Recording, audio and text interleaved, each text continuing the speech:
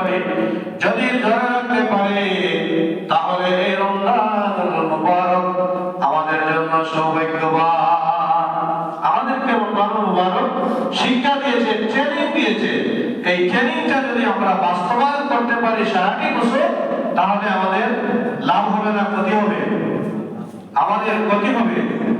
ক্ষতি হবে না আমাদের?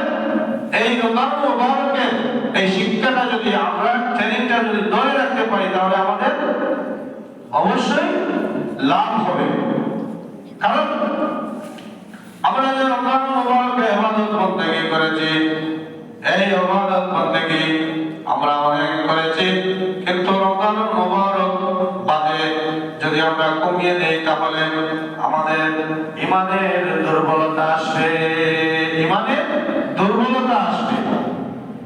ঈমানদারের কাজ হলো যে যত বেশি আল্লাহর নাম নেবে, তার তত বেশি তার অন্তর